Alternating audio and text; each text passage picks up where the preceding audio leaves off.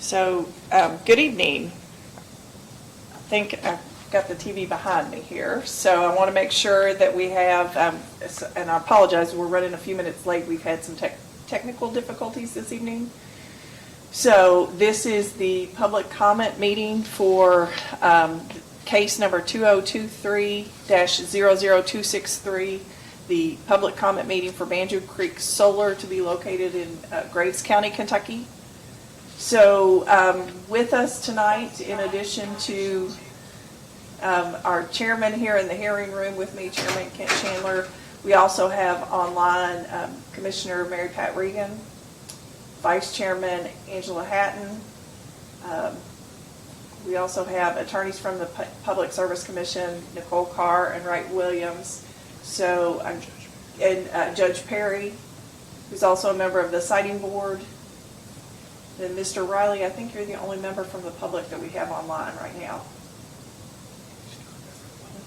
Okay. Well, you're the only other member that's not with the Commissioner of the Siting Board. Okay, I'm going to go through a brief presentation. We are having some technical difficulties with the streaming, so we'll record the meeting and we'll post it online, and then we'll go forward from there, so it'll still be available for anyone to watch at a future date. So, Jim, if we want to switch to the presentation. Good evening. As I said, my name is Linda Bridwell. I'm the Executive Director of the Kentucky Public Service Commission. We appreciate everyone who was willing to come out this evening, and I apologize for the inclement weather that closed state offices and the governor declared an emergency. It's our understanding that the Graves County Public Library was also closed today for the inclement weather, so we have switched this to a virtual meeting. So the consideration of the Banjo Creek Solar Project is case number 2023-00263 in front of the Kentucky Electric Generation and Transmission Siting Board. The meeting agenda tonight, we will do a brief presentation. The purpose that will discuss the purpose of the meeting and the introduction to the Public Service Commission and Siting Board, the process for applications, the Banjo Creek Solar's proposal, and conditions of approval in other solar projects. Then the presentation will discuss the process and timeline for applications made to the Siting Board in general. And then finally, the presentation will go over some of the conditions of approval and finally review what steps are next for the project. After the presentation, any members of the public are able to ask questions to the staff about the procedure of the case. And then please note that the developer for the case is not making a presentation about the project tonight, and the PSC is unable to answer questions about details of the case. Finally, we will open the floor for public comment on the project. The commissioners are here to listen to public comments, but I must stress the commissioners are not here to answer questions about the case and are actually prohibited from doing that. So the purpose of tonight's meeting is very simple. It is a local public comment hearing on the proposed project. This is an opportunity for local residents to express their opinions on the project. This is not the only opportunity for providing public comment. At any time while the case is pending, members of the public may submit via email or in writing by just an old-fashioned letter, public comments to be included in the case record. However, just so it's clear, the Commission is not here on behalf of the developer of the project, and this meeting is about the general public being able to make comments on the case. The Commission is like the judge in a case and will make a decision based on the facts in the case. To give you a brief introduction of who the Public Service Commission is, it is a regulatory agency that is made up of 3 commissioners. Those 3 commissioners are appointed by the governor and act like judges in a case. The commission employs about 75 people. They are responsible for regulating more than 1,100 utilities in Kentucky. The commission is funded by an assessment paid by all utilities, and we've been around since 1934 overseeing those utilities. The Kentucky Electric Generation and Transmission Siting Board was created in 2002 and is attached to the PSC. It's also known as the Siting Board, short, and it reviews applications for construction of electric generating facilities from entities not regulated by the PSC. The review focuses on noise and visual impacts, economic impacts, and transmission line impacts. The Siting Board is funded solely by fees paid by the applicants, and a new Siting Board is created for each new project based on the project location. That's because the Siting Board includes more than just the 3 commissioners. There are also 2 additional members and 2 local representatives.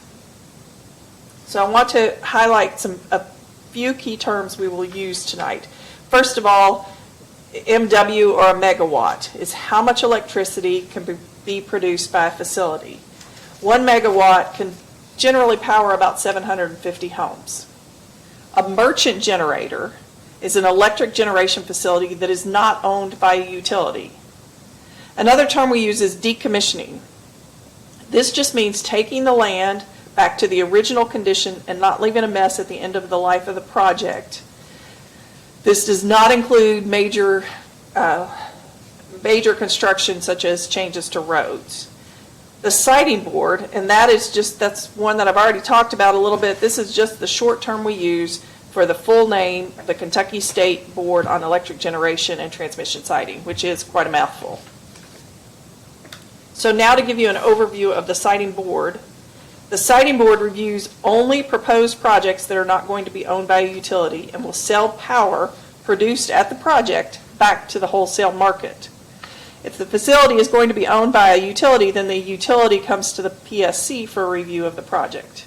And if the owner is not going to sell the power back that's being generated, then it is a local concern and would not come to the Siting Board. Siting Board approval is only for merchant plants that are looking to build 10 megawatts or more, and for non-regulated transmission lines carrying 69,000 volts or more. I mentioned that there is a new Siting Board established for every project, and that's because the Siting Board is attached to the PSC but is made up of more people. Every Siting Board has 5 permanent members that include the 3 PSC commissioners, the Secretary of the Energy and Environment Cabinet, or their designee, and the Secretary of the Cabinet for Economic Development, or their designee. Then every Siting Board has 2 local members appointed, one of whom is appointed by the governor from the county where the facility is to be located ad hoc, and one person who is either the county judge executive or the chair of the county planning and zoning commission. So what kind of timeline is the approval of the project on? For at least 90 days before a project is ever submitted to the Siting Board, the developer has to hold at least 1 public meeting.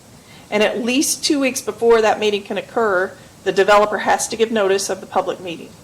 They are required to put a notice in the local newspaper, notify all of the bordering landowners by certified mail, and they may include additional efforts to local public notice.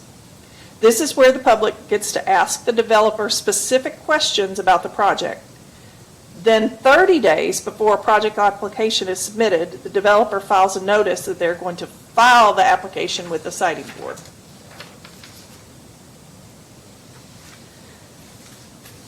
Then after the public notice of the location and general description is included 30 days before the application, they provide to the general public and bordering landowners that the application will be filed. After the application is filed, ad hoc members are named, and after the application is filed, the Siting Board establishes the procedural schedule. The Siting Board then has 120 days by statute to make a decision, or 180 days if there is an evidentiary hearing, which all of the solar projects in the last 2 years have had hearings. Items that must be included in the Siting Board application: evidence of the public notice and report on public involvement activities, the compliance with any local planning and zoning regulations and noise control ordinances, an analysis of the effects of the proposed facility on the electric transmission grid, analysis of the economic impacts, and disclosure of past environmental violations by the applicant. In addition to that, the application has to include a site assessment report. The site assessment report, or the SAR, will include surrounding land uses, including residential, commercial, agricultural, and recreational, the legal boundaries of the property, the proposed access control, the location of the facility, buildings, transmission lines, and any other structures, location and use of access ways, internal roads and railroads, existing or proposed utilities, compliance with applicable setback requirements, and evaluation of the noise levels. So once the application has been submitted, the statute outlines the criteria to grant or deny a construction certificate. So these are the things that generally the siting board is looking for evaluating the application. Its impact on the scenic surroundings, property values, and surrounding roads, anticipated noise levels during construction and operation of the facility, the economic impact on the region and the state, if a proposed facility meets local planning and zoning requirements that were in place at the time that the application was filed, the impact of the additional load on the reliability of jurisdictional utilities, setback requirements, efficacy of mitigation measures proposed by an applicant, and whether the applicant has a good environmental compliance history. What the siting board is not using as an evaluation includes both whether or not this is the best and highest use of the land, or if there are alternative locations for the facility. So some of the solar project conditions from other cases have been planting native species that will shield the project and preserve scenic surroundings, limited construction hours, typically from 9 a.m. to 5 p.m., requirements to repair damage to roads or bridges in coordination with the county, specific decommissioning plans requiring land restoration, and a bond with the county for the life of the project to ensure the decommissioning takes place no matter what. So these are conditions in previous solar projects that have been placed by the siting board on the developer and the project once they're approved. So to give you some details or a high level of what Banjo Creek Solar is proposing, they filed their notice of intent on August 2nd, 2023. The application and the site assessment report were filed on September 7th, 2023. They're proposing a 120 megawatt solar facility. The proposed site is approximately 850 acres in Graves County. The applicant notified the adjacent landowners on May 16th, and the applicant conducted public meetings on April 1st, 2023 and June 6th, 2023. So the next steps in the process, there will be a formal hearing at 9 a.m. on January 23rd, 2024 at the Public Service Commission in Frankfort. Again, I want to stress that public comments, there are still multiple opportunities for public comments. Oral public comments are offered prior to the beginning of the hearing. These comments can be made either in person in Frankfort at the beginning of the hearing or virtually at the beginning of the hearing. Instructions on how to participate virtually in the public comment period at the beginning of the hearing will be on the PSC website prior to the hearing. Also, as I mentioned, public comments can be made at any time in writing.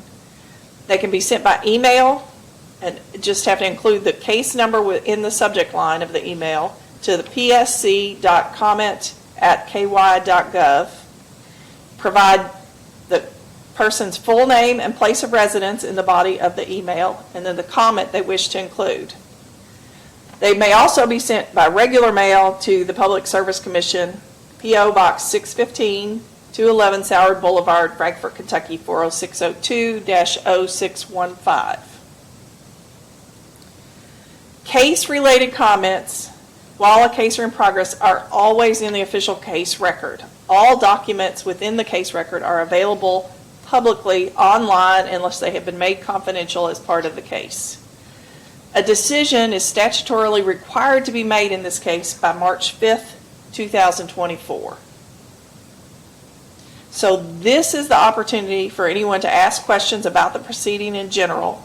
And once the public comment period begins, the commission will take the public comments and will not be answering questions on the public comments.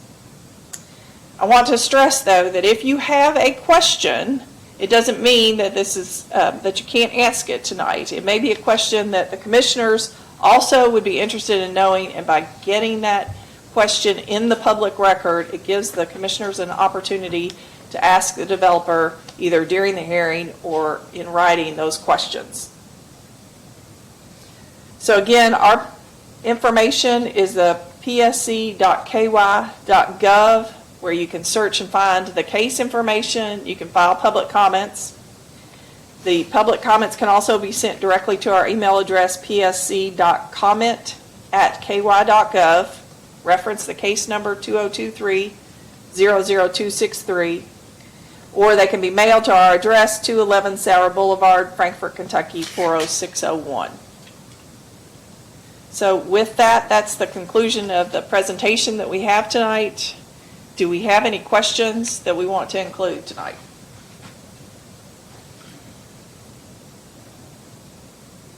So it appears